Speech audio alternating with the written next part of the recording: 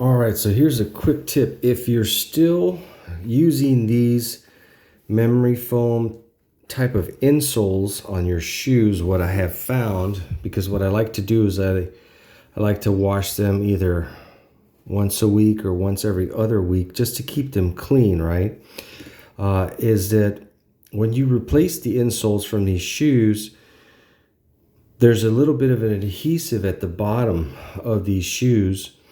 And once you remove the original insole, you're not going to have any kind of adhesive that's holding this insole in place. And so what happens is it'll start to slip around. And so what I have found is if you, like I said, if you intend to use these insoles or any other insoles and you want them to tack and not move around, but still be able to maybe remove them and maybe wash them periodically, then what I recommend is this Scotch Spray Adhesive Super 77.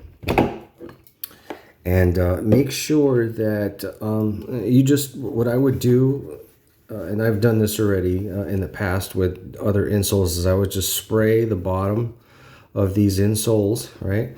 And then put them in and tack them down into place once they're positioned correctly. And they will hold, right? When you go walking, they will hold. And then when you want to remove them, then, you can lightly, pry them out of there. And they'll come out without damaging. Just do it slowly, without damaging the insole. And then for this product is really, really good. It'll last you a long time, as long as after you use it, you spray upside down until you get air, right? The product is not coming out. And so you don't want the product to clog this nozzle, and that's how you would do that. But otherwise, this is a very good product. It's designed for fabric and so forth, different types of materials. And I found this in the like arts and crafts section and of the store, and I think it works out pretty well for my particular use case. Your mileage may vary.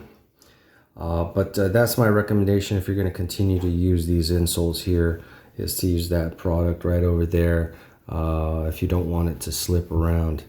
But that being said, with these new